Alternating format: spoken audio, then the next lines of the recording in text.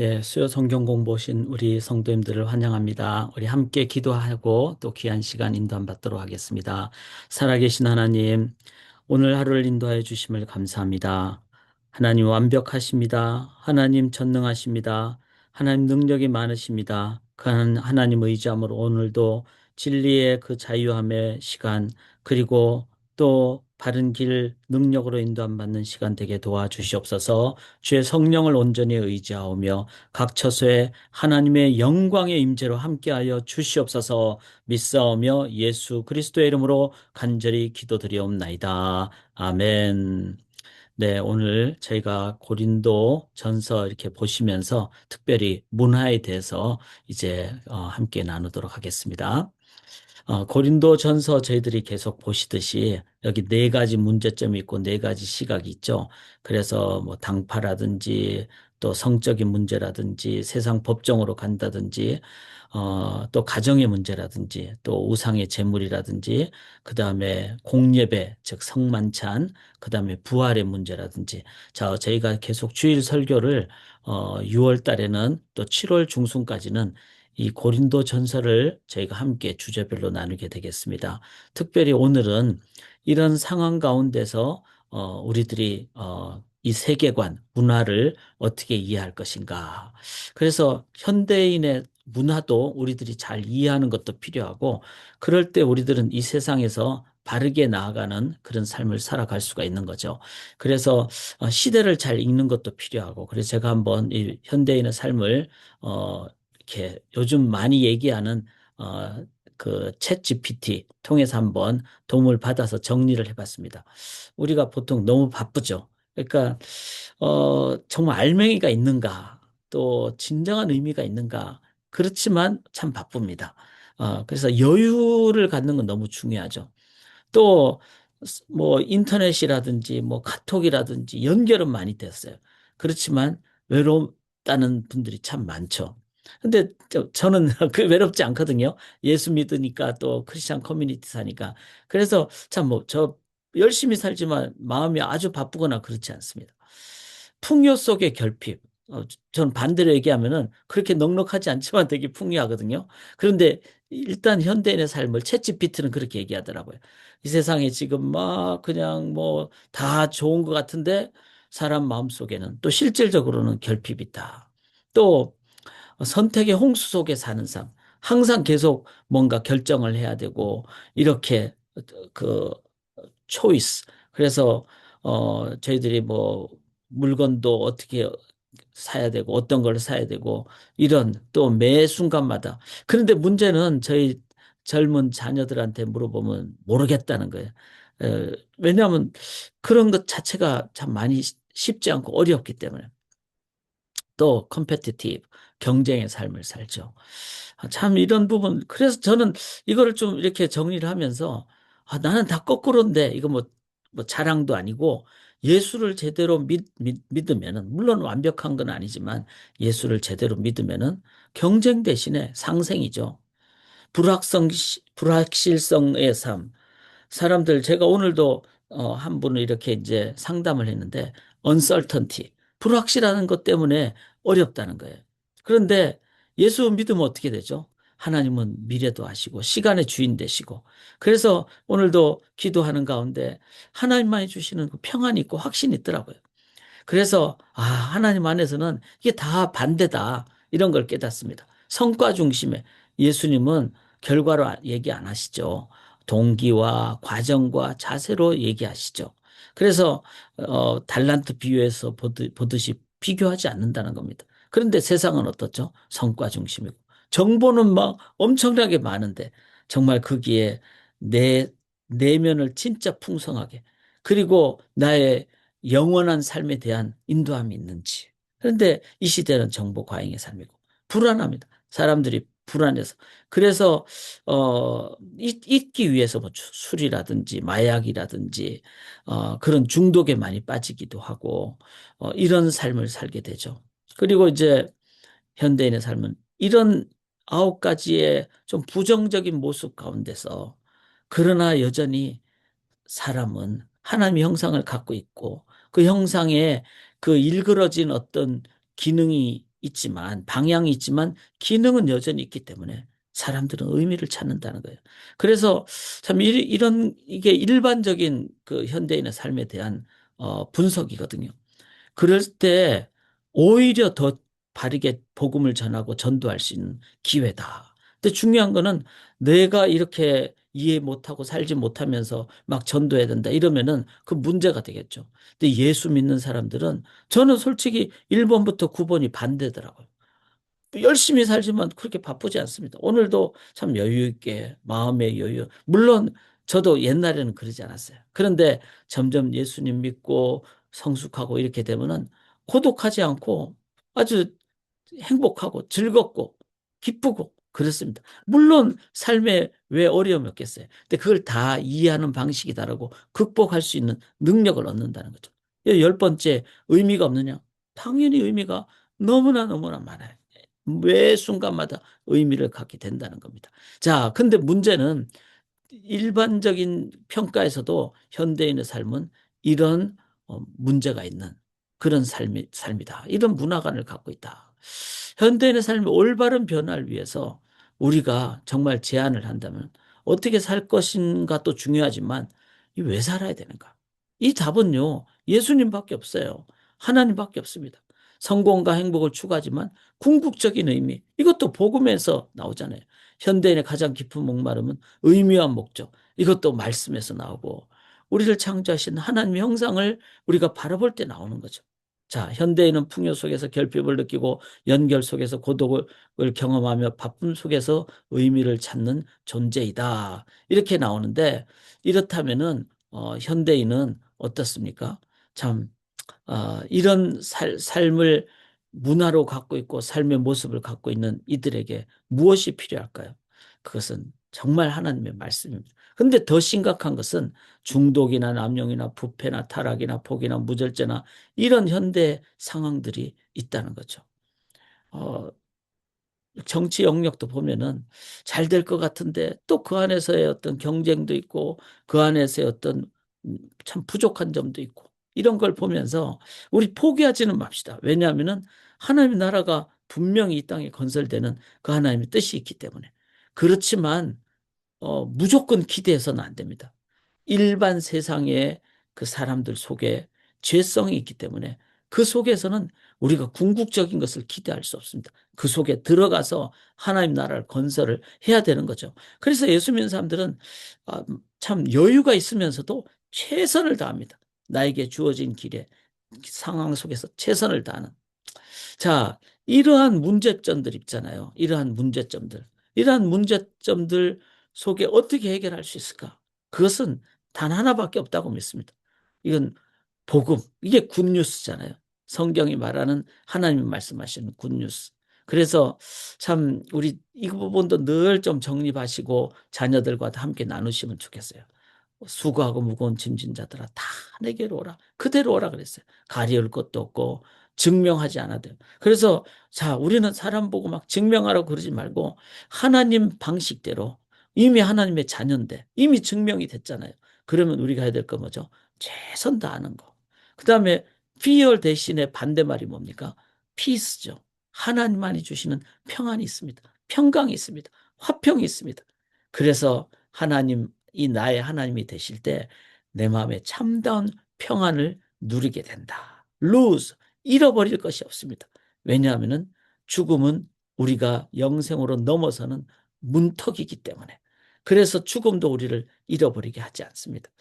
그래서 이 복음의 그 의미를 깨닫고 또 기도하면서 이거를 능력으로 내가 받을 때 우리들은 나의 삶에서 가장 강력한 그런 굿뉴스의 삶을 살아가게 된다. 세상의 모습은 너무나 처절하고 어려운 모습이잖아요. 이런 모습이잖아요. 그런데 하나님 안에서는 이러한 참다운 능력. 그래서 제가 이 1번부터 9번까지를 보면서 나는 아닌데 이게 진짜 교만도 아니고요. 그런데 정말 예수님 믿고 살면은 여기 9번째까지의 삶의 반대가 되는 삶을 살게 된다. 그게 복음이다. 이거를 우리가 좀 더 말씀을 통해서 자, 조금 더 구체적으로 세속 문화 속에 아까 제 10가지 그런 문화 속에서 성도는 어떤 자세를 가져야 될까요? 그 한번 설교 때도 나눴죠. 문화에 대해서, 즉 세상 삶에 대해서 기독교인들이 갖는 것은 5가지 모습인데 하나는 대항하는 거예요. 그래서 저 세상 문화는 안 좋으니까 우리는 대항하는 그런 수도원 운동 같이 반대되는. 근데 이거는 일시적으로는 필요하고 어떤 지역에서는 필요하지만 이렇게 다 대항하면은 우리는 그냥 물과 기름처럼 돼버리는 거죠. 통일시에서도 안 됩니다. 왜냐하면 그건 혼합이 돼버리기 때문에 세상의 가치관은 죄성이고 이기적인 것이고 그런데 그거를 하나님 믿으면서 같이 해버리면은 그 기복주의가 되거나 자유주의가 되거나 이렇게 되는 거죠. 그래서 예수 믿는 사람들이 그 속에 정체성을 잃어버려요.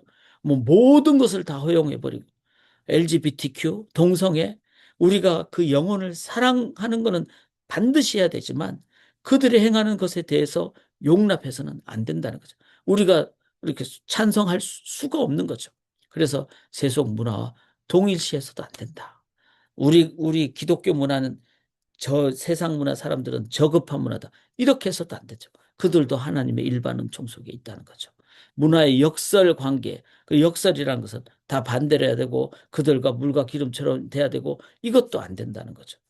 그래서 우리는 세상 속에 살면서 세상을 변화시키는 이게 문화를 변혁시키는 Christ the Transformer of Culture. 이게 개혁주의 후예들이 가졌던 자세입니다. 칼빈을 비롯해서. 그래서 우리는 어, 5번째 이 문화를 변혁하는 그리스도인의 관점에서 성경을 보면 그렇게 돼 있죠. 고린도전서도 그렇다는 겁니다. 자, 이런 관점에서 제가 책을 하나 소개시켜 드리기로 하는데 기독교는 어떻게 세상을 변화시키는가. 제가 다 읽지는 않았는데 참 좋은 책이더라고요. 그래서 이제 북 스터디 같은 거 하면은 이런 책을 좀 읽으면 좋겠습니다. 자, 이 책 중에 이런 내용이 있어요. 찰스 콜슨이라고 이분은 이제 워러게이트 사건에 연루된 사람이잖아요. 닉슨의 보좌관 중에 한 사람이에요. 그러니까 거짓말한 보좌관들이잖아요. 그 중에 한 사람이잖아요. 그래서 이 사람이 감옥에 갔어요. 감옥에 가는데 감옥 안에서 하나님을 만난 거예요. 예수님을 만난 거예요. 그래서 회심을 합니다. 그리고 이 사람이 나중에 프리즌 미니스트리를 하는 감옥 선교회라는 옥중 선교회라는 아주 귀한 사역을 한 찰스 콜슨이라는 아주 귀한 크리스찬이 됐어요. 그런데 이분이 이렇게 찰스 콜슨의 세계관을 정의를 이렇게 합니다. 그러니까 우리 기독교인들은 이 세계관은 즉 세상을 보면서 세계관은 세계에 대한 우리의 믿음의 종합, 우리 일상의 결정과 행동에 영향을 끼치는 큰 그림이다. 자, 여기서 믿음은 기독교만의 믿음이 아니라 누구나 다 믿음 체계가 있다는 거예요. 아, 나는 뭐 이 땅에 사는 게 전부야. 그렇게 하면 그 믿음의 총합으로 자기 일상의 결정과 행동에 영향을 끼치는 것. 이게 세계관이라는 거예요. 그러면 예를 들어서 나는 뭐 명품이 나를 막 드높여줘. 이러면 그런 사람들은 뭐죠? 명품으로 자기 인생의 결정을 한다는 거예요. 그래서 나는 이 정도 가졌으니까 남들보다 더 훌륭한 삶을 살았어. 이렇게 자기가 갖는 믿음의 총합이라는 거예요. 나는 명품이 최고야. 돈이 최고야. 뭐 건강이 최고야. 아니면은 나는 윤리의 삶이 최고야. 그런데 그거는 다 한계가 있죠. 왜냐하면은 우리가 갖는 인간의 피조물의 한계가 있고 죄성의 한계가 있기 때문에. 그런데 이런 각자의 세계관을 가지고 실제를 바라보고 이해하는 방식이에요. 그래서 세상을 바라보면서 막 물질이 번영하는 문명 세계 가면은 야, 이것이 최고다. 이렇게 생각해서 막 지금 현대는 도시화되고 있잖아요. 시골에서 전부 다 도시로 오고 서울로 올라오고 막 미국으로 오고 막 이러잖아요. 그래서 이런 세계관은 세상을 바라보는 이해하는 방식인데 문제는 우리 자녀들이 이 세상을 어떻게 바라볼까요? 그런 것을 우리가 심각하게 바라봐야 됩니다. 예수 믿는 사람들은 이런 부분에 대해서 어느 정도는 우리가 조금은 이 정립을 하고 있어요. 그런데 우리 자녀들은 그렇지 않다는 거예요. 그래서 이런 부분을 우리가 우리의 선택은 우리의 세계관. 그래서 자녀들이 또 뭐 사람들이 선택을 해요. 뭐에 의해서? 세계관에 의해서 선택을 한다는 겁니다. 그러면 뭐죠? 내가 뭐 대학을 간다든지 내가 직장을 간다든지 뭘 한다든지 이런 건 다 자기의 세계관에 의해서 선택을 한다는 거예요. 이거 참 너무나 중요합니다. 내가 돈을 어떻게 쓸 건가? 그다음에 시간을 어떻게 쓸 건가? 나는 앞으로 인생의 교차를 해서 어디로 결정할 건가? 이거에 따라서 평생이 좌우가 되잖아요. 한 예가요. 지금 이 세계관은요.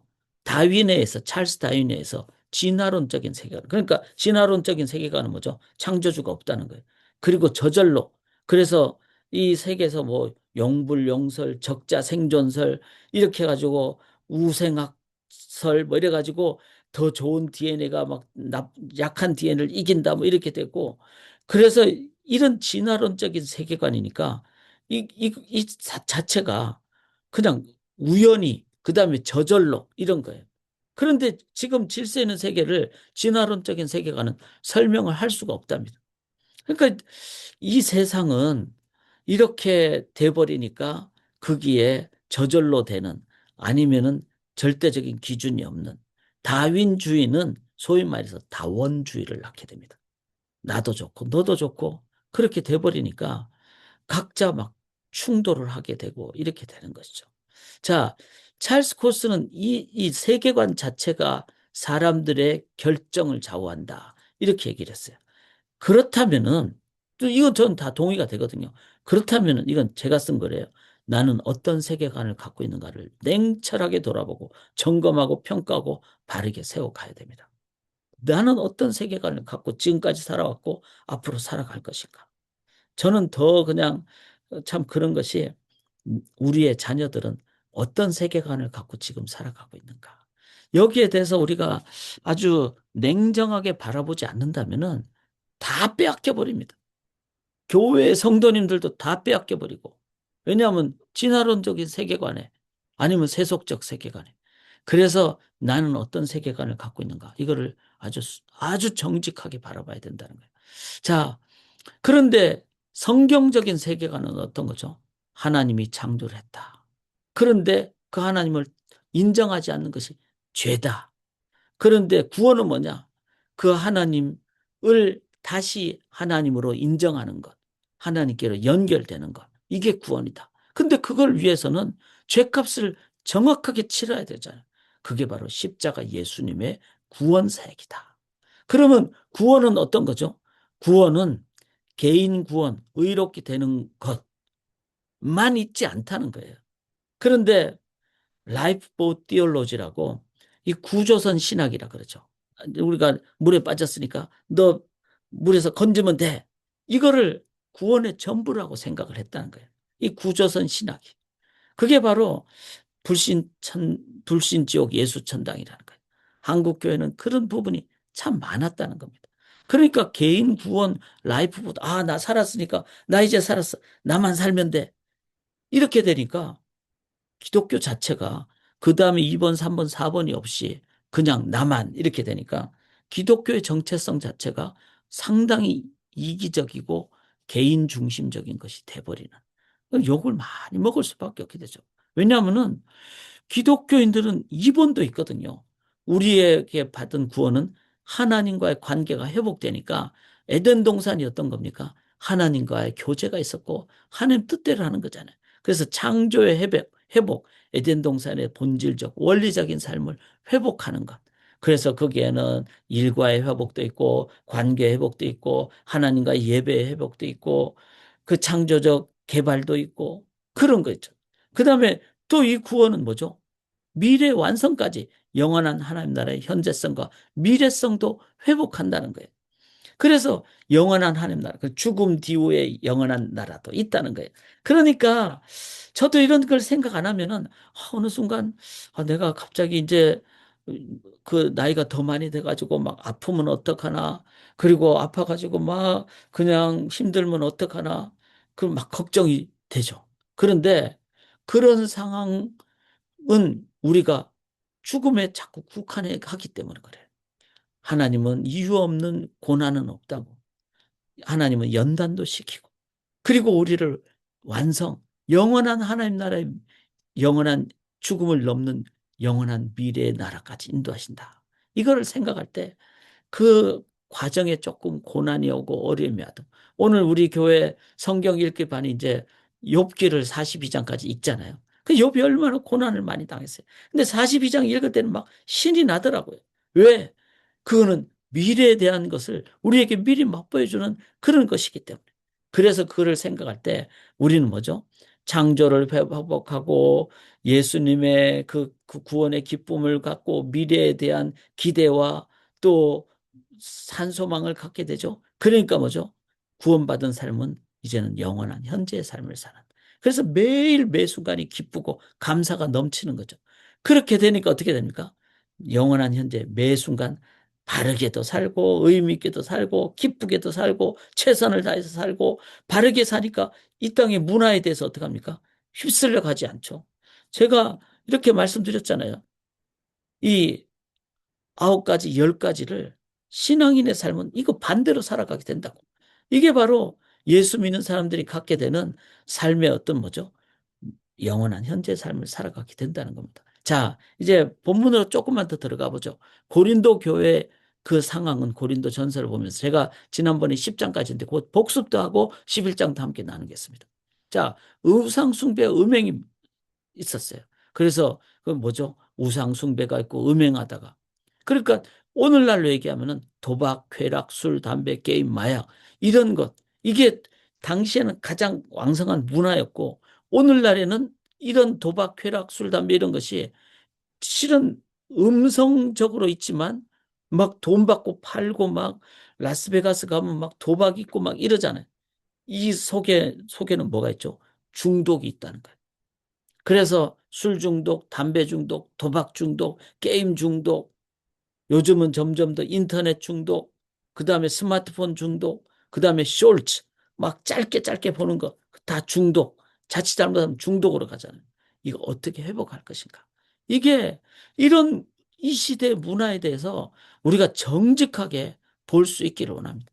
그런데 지금 우리 함께 하시는 성도님들은 이런 부분에 대해서 어느 정도는 다 참 이해를 하실 거예요. 그런데 저는 제일 안타까운 것이 우리 자녀들이 제일 안타깝습니다.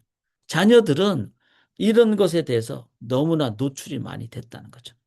그래서 이제 이것도 내가 조금 이따가 좀 같이 고민을 하기를 원합니다. 자, 두 번째는 무신론적 인본주의가 있어요. 그래서 주를 시험하다가 이 시험한다는 건 뭐죠? 하나님 없습니다. 그리고 하나님 뭐 살아 계십니까? 이렇게 해서 막 원망하고 이거는 다 무신론적인. 그리고 선줄로 생각한다. 이 뭐죠? 아, 내가 최고다. 이렇게 생각하는 거죠. 그런데 하나님 감당하지 못할 시험 당하면 허락지 아니하시는 분인데도 불구하고 우리들은 시험 받고 막 시험에 넘어지고 막 하잖아요. 이게 무신론적 인본주의, 이런 경험주의적 인본주의적 이런 것이 우리 속에 그대로 들어와 있는데 심지어는 예수 믿는 신앙인에게도 이런 모습이 있다는 거예요. 이게 문화가 교회 속으로 무신론적 인본주의가 교회 속으로 쳐들어오는 그런 모습을 갖게 됐다는 것도 우리가 봐야 된다는 것입니다. 그 다음에 또 보면 이기적 기복주의적인 종교죠. 자, 우상숭배, 우상의 제물. 자, 이 제사 뭐, 이거 전부 다 뭐죠? 다 기복주의적인 거예요. 한번 보세요, 여러분. 세상에 그 어떤 종교, 뭐, 힌두교든지, 그 다음에 불교든지, 불교는 뭐죠? 자기 득도잖아요.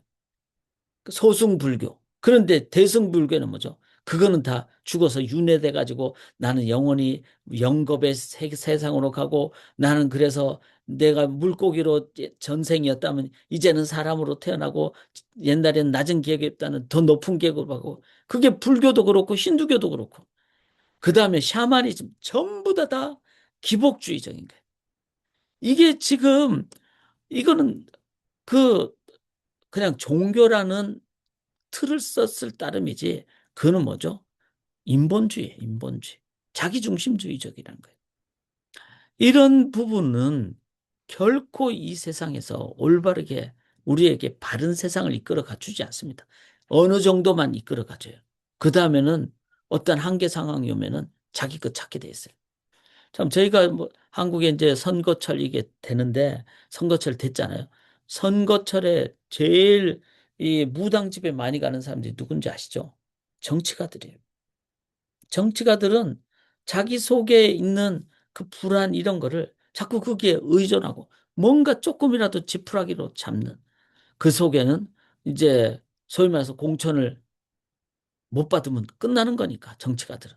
이런 부분들. 그래서 저는 그런 일반적인 정치가가 아니라 요셉과 같이 다니엘과 같이 그렇게 다니엘은 네 명의 왕을 섬겼잖아요. 그런 진짜 그리스도인 정치가가 나오기를 원합니다. 자, 그들이 꼭 무슨 뭐 국회의원이 안 돼도 돼요. 그냥 자기 직분에 정말 하나님의 관점에서 잘하는 그런 기복주의적인 종교가 아니라 참된 크리스찬으로 나아가는 그런 자들이 필요하다는 거예요. 자, 고린도 교회 11장에 보면은 이제 남자 여자가 예수 믿고 이제 예배를 드리잖아요. 그런데 당시 여자가 머리를 가리지 않거든 깎을 것이요. 이거는 이게 해석을 제대로 해야 되더라고요. 깎은 것 같은 것으로 여기는 것인데, 자, 나 머리 안 가려, 나 머리 안 가려. 그럼 긴 머리도 안 하고, 그 다음에 두건을 쓰거나 뭔가 이렇게 수건을 쓰지 않고, 그냥 짧은 거를.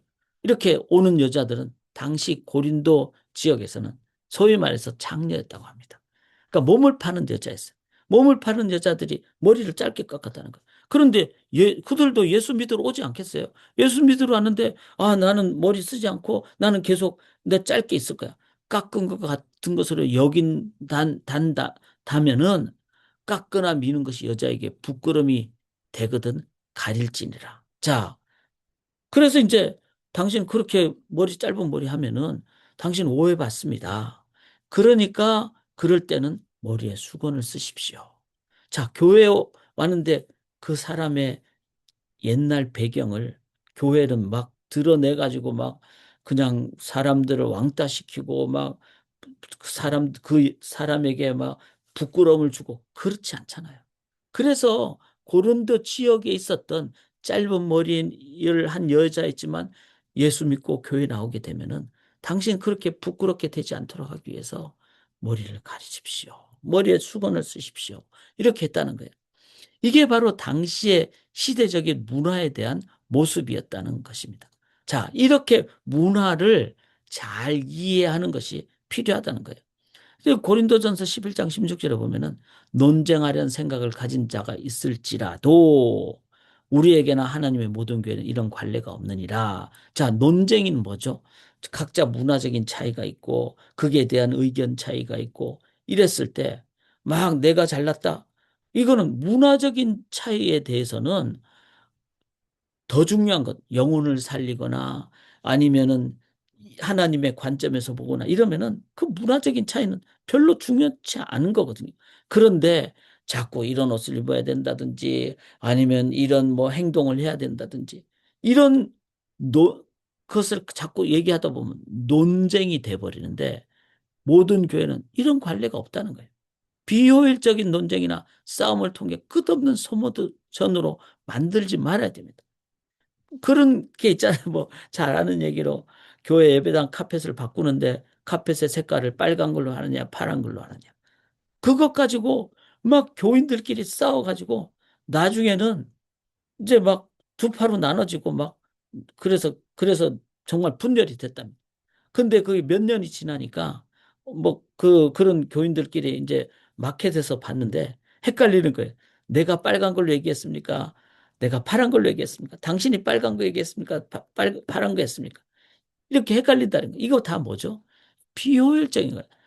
카펫 색깔이 빨갛거나 파랗거나 실은 그거는 카펫으로 보면 되는데 그게 너무 의미를 부여하다 보면은 비본질적인 것이 된다는 거예요.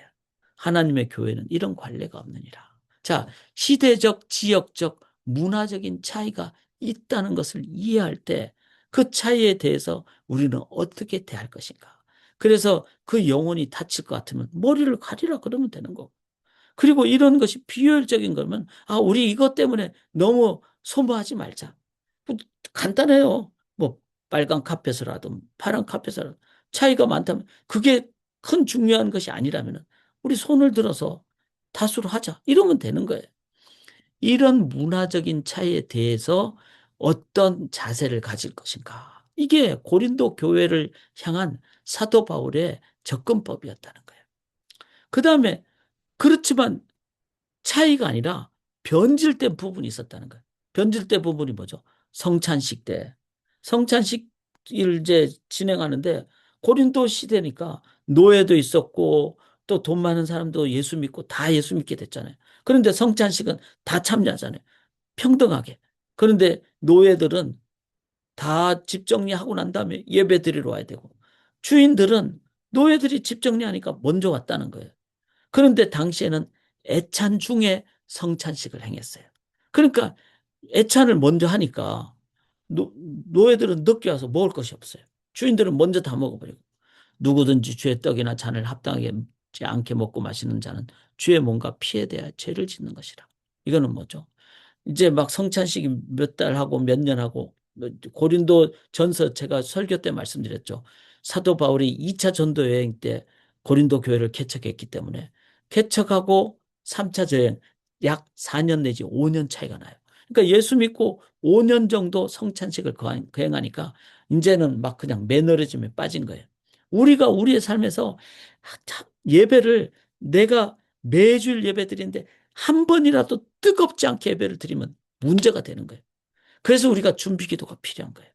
그리고 10분 전에 와가지고 먼저 나를 잘 살펴보고 특별히 성찬식 때는 예수의 그 몸과 피를 우리들이 묵상을 많이 할 때 그렇지 않으면 매너리즘으로 빠지면 범죄하는 것이죠. 그런데 우리가 판단을 받는 것은 주께 징계를 받는 것이 우리로 세상과 함께 정죄를 받지 않게 하려 함이라. 그래서 예수 믿는데 내가 주님보다 더 앞서가 버리면 그는 주께 징계를 받는 것이죠. 그래서 어떻게 해야 됩니까? 우리가 형제들아 먹으러 모일 때 서로 기다리라. 즉 노예들이 늦게 온다면은 나를 주님의 그 은혜로 구원해 주셨기 때문에 나는 주님 때문에 감사합니다. 그 은혜로 시작하는 자가 되면은 우리들은 뭐죠? 겸손하고 사랑하고 그리고 공동체 지체를 서로 바라보고 그럴 때는 뭐죠? 배가 고프더라도 서로 기다리고 이게 바로 예배 아닙니까? 누구든지 시작하거든. 근데 너무 배고프면은 집에서 먹고 오라고. 왜 공동체 앞에서 그렇게 판단을 서로에게 막 정죄하고 막 이렇게 되냐고. 왜냐하면 먼저 먹고 있어 버리면은 나중에 애찬을 참여할 그 노예 출신의 성도님들은 시험 받고 이렇게 되잖아요. 그래서 너희의 모임이 판단받는 모임이 되지 않게 하려고. 그 밖에 일들은 내가 언제든지 갈 때 바로잡을. 자, 바로잡는다는 거죠.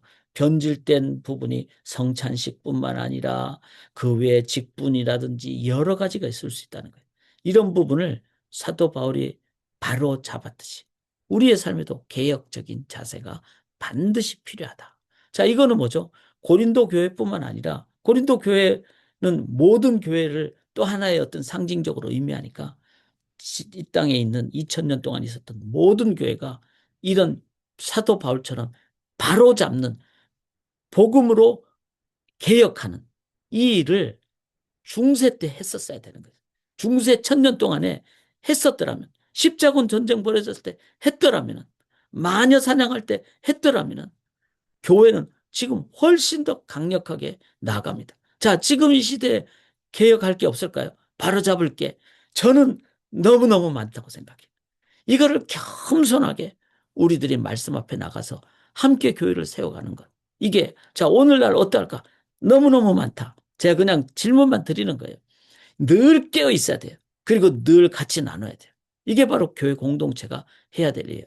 자, 찰스 콜스는 아까 제 그 책에서 이런 부분에 대해서 어떻게 했는가 하면요. 먼저 기독교인은 훌륭한 시민이 돼야 된다고 했어요. 즉, 우리는 우리의 일반 은총의 영역에서, 삶의 영역에서 내가 먼저 모범을 다하는 것이 있어야지 되는 것이. 두 번째는 시민적 의무를 다해야 되는 거예요. 그래서 우리가 세금도 잘 내고 법도 잘 수행하고 그다음에 일반 은총의 영역도 잘 진행하고 그다음에 정치에 이 말은 뭐죠? 막 그냥 이기적인 기독교인 정치가가 되라는 얘기가 아니라 참정권도 발휘하고 그래서 지금 막 한국에 그 문제가 많잖아요. 그 선거 관리 뭐 하는 거. 이건 잘못된 거죠. 여기에 대해서도 우리가 바르게 행해야 되는 얘기도 하고 투표할 때도 바르게 투표하고 이렇게 해야 된다는 것. 여러 가지 참여 면에서. 사회 양심으로서 통치권 오용에 대한 통제 세력으로 행동해야 된다. 그래서 제일 좋은 것 중에 하나가 투표하는 거예요. 그 바르게 투표하는 것. 그래서 저는 예수 믿는 사람들이 이 땅에 예를 들어서 한국에 뭐 20%, 지금 20%가 안 될 수도 있지만 소위 말해서 로만 캐톨릭까지 다 합하면 20% 넘거든요. 예수 믿는 사람들이 20%의 사람들이 바른 투표를 하면요. 이 사회는요. 바르게 나갑니다. 이거 정말 중요합니다. 그래서 그런데 너무 힘들지 않나요? 저는 나부터 잘하면 돼요. 그래서 늘 깨어 있고 그리고 옹달샘 역할을 하면 됩니다. 이런 얘기를 우리가 잘 나누는 것이 필요합니다. 문화적 변형의 진정한 지렛대는 보통 사람의 습관과 기질을 변화시키는 것에서 나온다. 찰스 콜슨이 그렇게 얘기를 했어요. 그래서 우리 다 보통 사람이잖아요. 내가 예수 믿는 사람으로서 이런 보통 사람. 자, 이 지금 우상 숭배가 있고 그다음에 무신론적 인본주의가 있고 그다음에 이기적 기복주의가 있고 그다음에 지역적 시대적 문화적 차이가 막 세대적으로 지역적으로 있잖아요. 그런 것에 대해서 우리가 성숙된 자세를 갖고 나가는 그래서 분리 대신에 갈등 대신에 그것을 잘 성숙되게 나아가는 이런 자세를 갖는 것 뿐만 아니라 변질된 문화에 대해서는 어떻게 돼요? 바로잡는 이런 일을 행할 때 그러기 위해서는 내가 먼저 보통 사람이지만 내 자신이 먼저 변화되면 된다는 거예요. 이런 걸 우리가 매일 묵상을 통해서 그래서 이제 내일까지 새아침 기도회 한번 여러분 나오세요. 새아침 기도회 하고 모레부터는 제가 시너드를 가기 때문에 여름 동안에 또 여러 가지 일들이 많잖아요. 그래서 이제 너무 온앤오프로 돼버린 거 왔다 갔다 해버리니까 그래서 이제 여름 동안에는 매일 성경을 나눌 수 있도록 개인적으로 하실 수 있도록 이제 묵상 안내를 드립니다. 새벽 5시 55분에. 그러면 내가 꼭 하세요. 그 다음에 여러분 개인적으로 리플렉션 하세요. 저는 저녁 9시에서 10시 사이에 리플렉션을 아주 냉철하게 합니다. 그날 하루 종일 내가 어떻게 지냈는지. 그 우리 교회 홈페이지에 제가 그날 리플렉션 한 걸 적어놔요. 뭐 왜냐하면 카톡으로 드리면 하루에 너무 많이 카톡 드리면 좀 좋지 않습니다. 그래서 교회 홈페이지에 들어가시면 그게 있습니다. 자, 바울이 제시한 해결책을 이제 조금 더 속도를 내서 보도록 하죠. 첫째는 뭐죠? 바울은 세례와 성찬의 능력으로.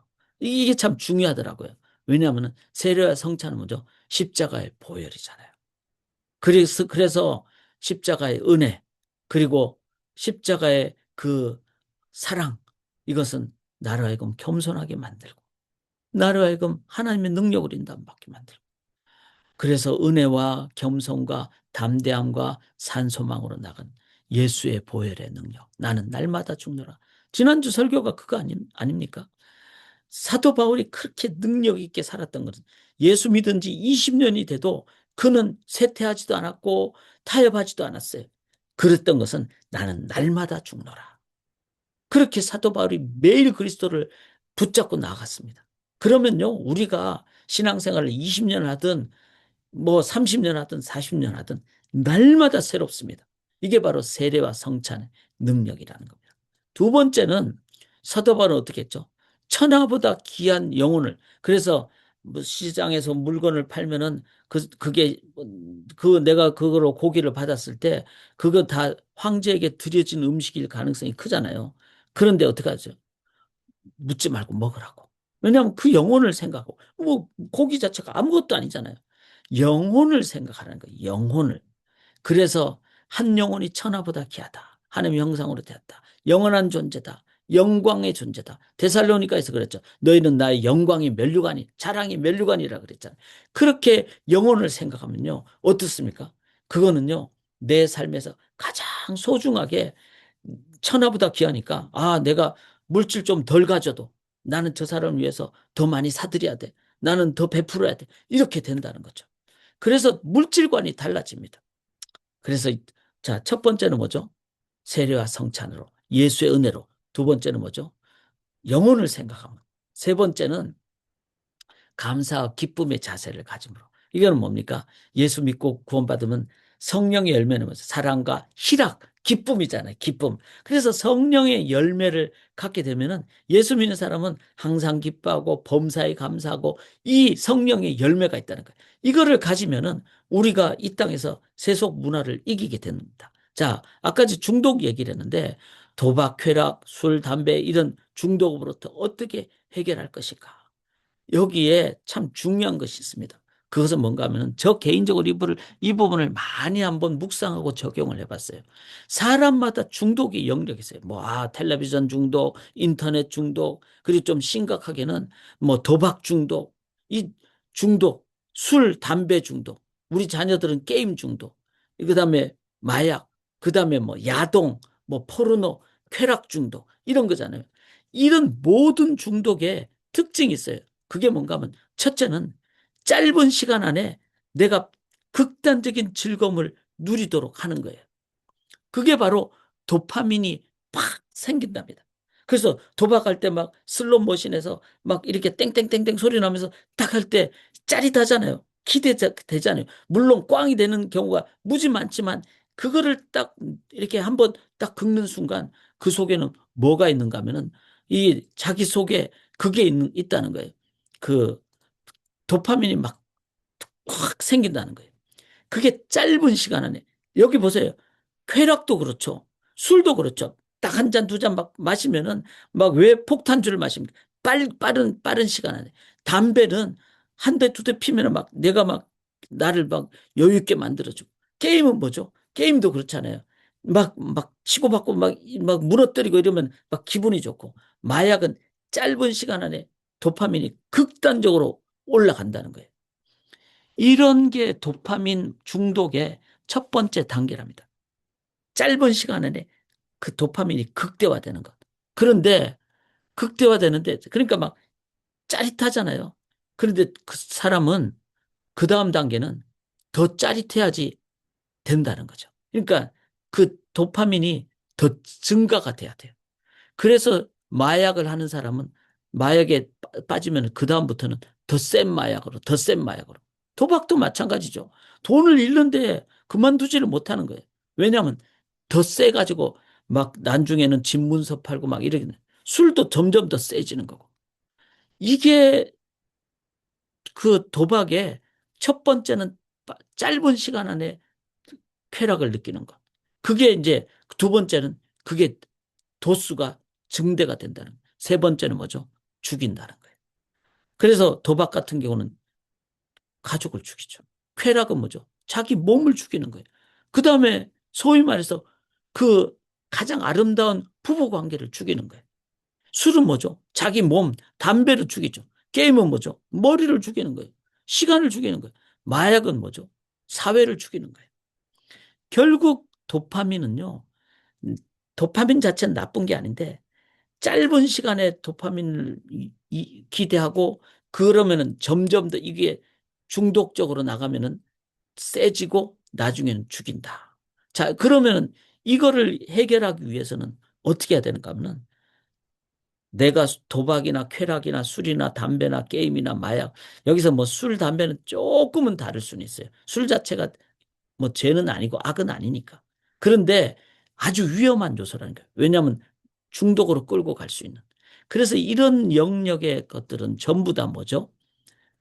센 도파민을 우리에게 요구하기 때문에 주기 때문에 중독이 된다는 겁니다. 자, 그러면 도파민 자체는 아주 나에게 기쁨을 주고 그런 거잖아요. 그런데 그런 센 거 말고 근데 이제 이런 거는 다 나를 죽인다고 그런 것을 첫째 인정을 하면은 일단 나 이제 끊는다.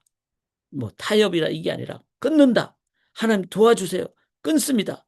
이거를 그래서 그 마약과 관련되는 가장 좋은 문구는 마약은 시작이 끝이다. 시작하는 순간 나를 끝으로 몰고 간다는 거예요. 다른 것도 마찬가지입니다. 그래서 내가 이거는 지금 끝을 내야 되겠다. 내가 끊어야 되겠다. 이 자세가 중요합니다. 그런데 쉽지는 않죠. 그래서 이 부분을 넘어져도 또 결단을 하고 이렇게 하는 가운데 두 번째로 해야 될 게 뭔가 하면 좋은 도파민을 개발해야 돼요. 좋은 도파민은 어떤 겁니까? 좋은 도파민은 여기 그 다음에 나오는데 좋은 도파민은 건강한 문화 문명을 개발하는 거예요. 예를 들어서 우리가 아침에 큐티하면 막 기분이 좋고 기쁘잖아요. 그러니까 도박이나 뭐 이런 만큼의 도파민 도수는 아니더라도 건강하면서도 도파민 도수는 낮지만 나에게 기쁨을 주는 거예요. 그러면 이제 큐티를 하죠. 또 기도하면은 평안이 넘치죠. 운동하면은 아드레날린이 나와서 나에게 좋은 도파민이 생기죠. 또 가족이 기쁘면은 막 볼 때마다 서로 좋죠. 그 다음에 교회 셀그룹, 조그룹이 좋으면은 서로 기쁘죠. 그 다음에 하나님이 신뢰했을 때 하나님이 나한테 뭐 기쁨도 주고 좋은 결과도 줬어. 그러면은 나의 그 좋은 도파민이 나오죠. 삶의 예배를 잘 드리면 영광의 임재를 체험한 그것도 도파민이죠. 내가 소명대로 살았다. 이러면 기쁘죠. 사람들과 좋은 관계를 맺으면 좋죠. 이런 좋은 도파민, 이게 막 그 도박과 같은 극단적인 도파민이 아니더라도 중독으로 이끌어가는 것이 아닌 좋은 도파민을 내 삶에서 이렇게 5가지, 7가지, 10가지 정도를 일상의 삶에서 잘 살면요. 좋은 도파민 때문에 내가 중독보다 중독 아닌 나의 삶의 기쁨의 삶으로 나아가는 그런 삶으로 인도함을 받는다는 겁니다. 이 부분을 잘 개발하는, 제가 요즘 개발하는 게 이런 거예요. 이렇게 저의 삶에서 이런 영역들을 잘 하니까, 좋더라고요. 좋고, 자꾸 뭐 도박은 안 했지만, 중독 별로 없지만, 그런 얽매는 것으로부터 제가 이렇게 자유롭게 되는 그런 걸 깨닫게 됩니다. 자, 이런 부분을 우리가 문화에 대해서 깨어있고 끌려가지 않고 좋은 문화를 만들어가는. 그래서 자녀들과 이런 부분을 나눠야 돼요. 너 뭐 게임 너무 하니까 안 돼. 그리고 막 그냥 소위 말해서 막 하지 마. 뭐 그러면 자녀들이 말을 안 들어요. 대화를 해야 됩니다. 우리가 2030, 10, 20, 30 세대와는 대화를 해야 돼요. 그러면서도 상식적인 얘기, 원리적인 얘기, 그 다음에 성경이 말하는 그런 참된 진리의 얘기. 그러면서도 좀 구체적으로 우리의 삶에, 너희들의 삶에 이런 중독의 영역이 있지 않느냐. 아마 자녀들은 많은 경우 인터넷 중독이나 스마트폰 중독이나 게임 중독이 있을 거예요. 그리고 이들이 이제 조금 더 나이가 더 되면요. 그 다음에 도박이나 쾌락이나 마약 중독으로 빠질 가능성이 많아요. 이때 우리 자녀들을 향해서 우리가 해야 될 것은 좋은 도파민을 잘 개발한 게 뭘까? 그래서 엄마 아빠하고 맛있는 거 먹고 집에서 밥을 먹는 거를 항상 하고 제가 제 자녀에게 아침에 출근할 때 항상 같이 제 아내와 셋이서 기도를 짧게 하거든요. 그 좋은 도파민이에요. 자녀는 얼마나 좋아하겠어요. 그리고 나갈 때 I love you 그러고 그다음에 격려하고 이런 것 좋은 도파민이죠. 이런 부분을 자녀들하고 잘 만들어 가시면은 자녀들의 삶에 좋은 문화로 나가게 될 줄 믿습니다. 세상을 다 바꾸지는 않더라도 적어도 내 삶, 내 가정의 삶, 그리고 우리 교회는 우리가 바꿀 수 있지 않겠어요? 그 다음에 이 문화 변혁자의 자세로 나가야 됩니다. 그래서 문화 변혁해야 될 영역이 뭐죠? 저는 많다고, 너무너무 많다고 생각해요. 교회에 대한 개념도 바꿔야 되죠. 교회가 왜 주일날만 있는 것이에요? 왜 공간이에요? 아닙니다. 교회는 두세 사람이 모이는 이렇게 인터넷으로 모이는 그래서 제가 새벽 새아침 기도회를 각 처소에 하는 거는 그 또 다른 문화 변혁자의 자세입니다. 그다음에 우리가 지금 차별됐거나 됐다거나 이분법적인 사고관이나 기복신앙이나 개인 이기주의, 물질주의, 쾌락주의, 성취주의 이런 거 다 우리들이 변혁을 해야 됩니다. 바로 잡아야 됩니다. 이런 영역들을 우리가 또 언제 한번 나눴으면 좋겠어요. 그런 설교를 할 때 비욘드 메시지 우리 그 친교실 바로 끝방에 오셔가지고 이런 부분을 우리가 30분 동안 같이 나눈 설교가 훨씬 더 강력하게 돼요. 이번 주일도 비욘드 메시지 합니다. 그때 우리가 그 방에 가서 30분 동안 더 나누면 훨씬 더 강력하게 되는 거예요. 자, 이제 마무리를 하겠습니다. 신앙생활은 복습니다. 자, 이 시대 여러 가지 문화가 많아요. 그런 것에 대해서 우리는 어떻게 해야 됩니까? 세례성찬, 즉 구원의 본질이잖아요. 은혜, 감사, 겸손으로. 그 다음에 영혼을 생각하는. 그 영혼을 생각하면 너무너무 좋아요. 왜냐하면은 그게는 순수함이 있기 때문에. 그 다음에 기쁨, 감사와 기쁨. 이건 뭐죠? 나는 구원받았는데. 정말 그 nothing to hide, nothing to prove 자존감이 넘칩니다. 그 다음에 이 시대를 보면서 깨어있는 문화 경찰이 되고, 그 다음에 바로잡는 발전적 건설의 자세. 즉 하나님의 창조. 그렇잖아요. 창조 에덴 동산의 복과 이렇게 성경 말씀을 통해서 구원의 그 하나님 나라 건설로 나아가는 이런 모습을 갖게 되면은 우리는 어떨까요? 바로 세속 문화를 극복하고 하나님 나라 문화를 건설하는 우리 교회가 될 때, 그런 교회가 이 에나브에 그렇게 여러 교회 다 하지만 뭐 에나브의 한 지역의 부시 옆에 있는 한 교회가 이런 교회다. 그러면요. 그래서 옹달샘 역할을 하는 겁니다. 자, 크리스찬은 의무와 책임인, 제가 한 번 더 하는 거예요. 예수 그리스도로 인해서 우리는 복음을 속에 살아야 됩니다. 영원히 소중한 존재는 뭐죠? 물질이 아닙니다. 영혼입니다. 그 다음에 나 자신과의 관계에서 자존감을 가지고. 여러분, 최선 다하면 돼요. 그리고 결과는 하나님께 맡겨야 됩니다. 성령 하나님으로 인해서 우리는 늘 깨어있는 그런 문화 변혁자의 자세로 그렇게 나가야 됩니다. 그래서 중독도 이겨내고 기쁨으로 이겨내고 창조자 하나님으로 인한 창조적인 삶. 그래서 우리가 막 개발해야 될 영역이 너무나 많은 이 의무와 책임 있는 존재예요.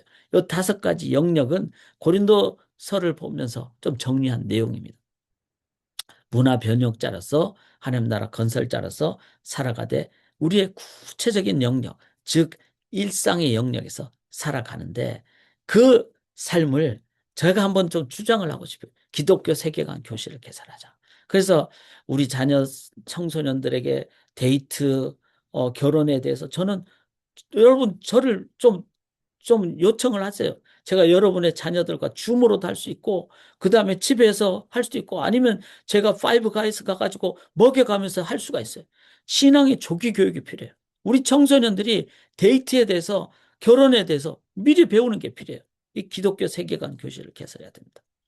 변화를 위한 예수의 전략, 예수님 모르죠. 나를 따르라. 나와 함께 있자. 가라.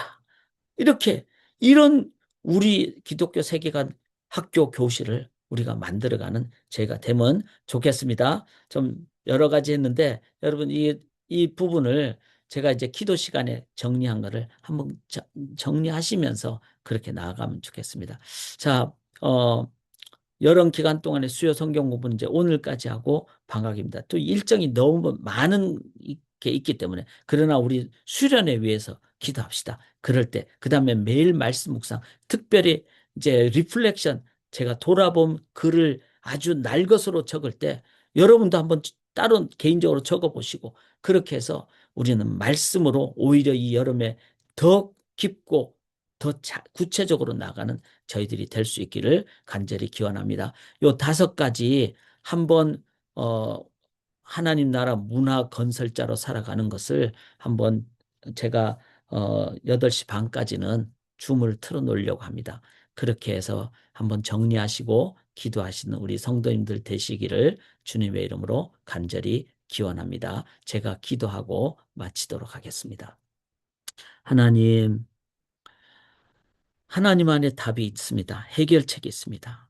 그러나 우리의 현실은 세속 문화, 그리고 하나님 없는 문화 속에서 너무나 휘둘릴 때가 많습니다. 그것이 일시적 쾌락을 주기 때문에 막 좋다고 달려들지만 불 속으로 뛰어드는 불나방처럼 우리는 마약에, 중독에, 겉으로는 아니지만 속으로는 그 인간의 어떤 세속적인 것에 그렇게 빠질 때가 많음을 고백합니다. 하나님, 그러나 하나님 안에 답이 있는 줄 믿습니다. 십자가 은혜 안에 답이 있고 성령 안에 답이 있고 창조주 하나님 안에 답이 있고 그리고 말씀 안에 답이 있는 줄 믿습니다.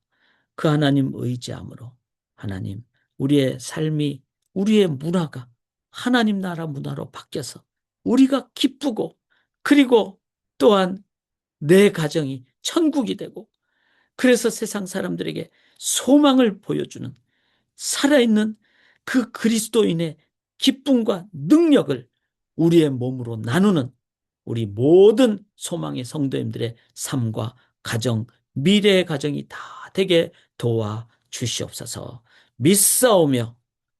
믿사오며 예수 그리스도의 이름으로 간절히 기도드리옵나이다. 아멘.